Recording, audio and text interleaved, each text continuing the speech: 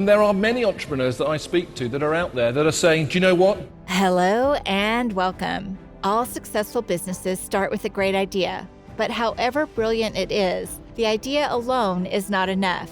In order to get started, you need to quit talking and begin doing. Here are Peter Jones' top 10 rules for building a successful business. Rule 1, have a vision. Your vision is your destination. You've got to be able to have a very clear vision of your business idea. You'll need a map to help you reach that destination, which will be made up of goals and results. The vision is the vital part. Otherwise, you won't know where you're heading and your goals will be irrelevant. Rule 2, use your influence. All businesses need business partners to grow. Rule 3, build your confidence. If you don't believe in yourself or your idea, why should anyone else? Rule 4, make a commitment. Committing to follow through once a decision is made is an invaluable ally on your road to success. Be prepared to work hard and make sacrifices. Rule 5, aim for results.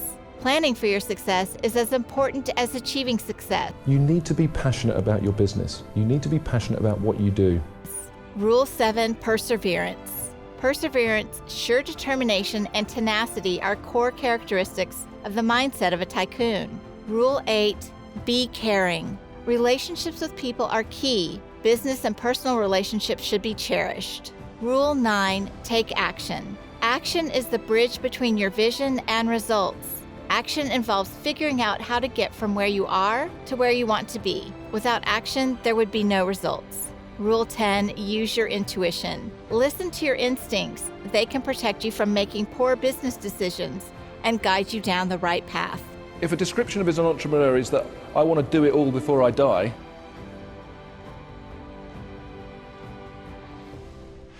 And these are my Dragon's rules for success. The first one is vision. You've got to be able to have a very clear vision of your business idea. Without it, you won't actually know where you're going. So in the year 2000, I set up Generation Telecom, and Generation Telecom was a business that supplied airtime. I believed that I could set up and manage this business. You need to be passionate about your business. You need to be passionate about what you do. You need to get up in that morning and think, how can I make a difference today? I set up a tennis academy when I was just 17.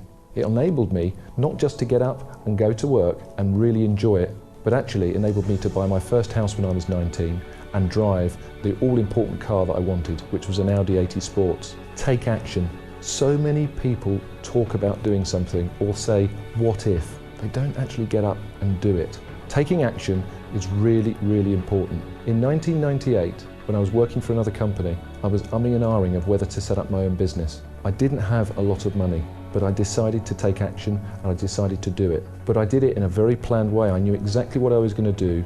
I knew exactly what I wanted to achieve. But the most important thing, I took action. Yeah, I'd like to say a bit honest, but fairly brutal towards the end, because you're sitting there for an hour, you see 10 minutes of it, but when you get to the end and you see people and they're arguing with you, you end up being quite brutal in the end just to say, right, enough is enough. Oh, you can't be brutal like that. You've got to give honest feedback, but you can't say anything that's going to damage them, obviously. I mean, created something in the last 5 years called Tycoon in Schools, and the idea is a little badge here, the idea is that I've given them money to start a business. We started off doing 11 to 18-year-olds, and you can ask me for up to £1,000, and I give you up to £1,000 and you start your company. And then we run a competition for a month, and we see how much money you can turn £1,000 into. And the only thing I say is I'm going to lend it to you. You don't have to pay it back, and if it doesn't work, you owe me nothing. But all you have to do is try your best to pay me back. And I hope that they make money and they can keep... It's been incredible. We've got, so far in 5 years, their 5th year now, we've had 1,250 businesses set up by young people,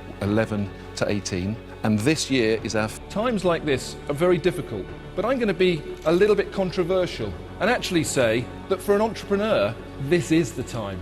And there are many entrepreneurs that I speak to that are out there that are saying, do you know what? I'm pleased this has happened. This is a time for me now to step up. This is a time for my business to really go up to the plate. This is the time where the competition that was out there that wasn't that good is disappearing. Recession, in my mind, can drive innovation. And the reason for that, quite simply, is because we can do more with less. We are forced to do more with less. I want to tell you why. Why National Enterprise Academy? Well, would you believe that up until this was started, we didn't have a fully accredited National Enterprise Academy in this country.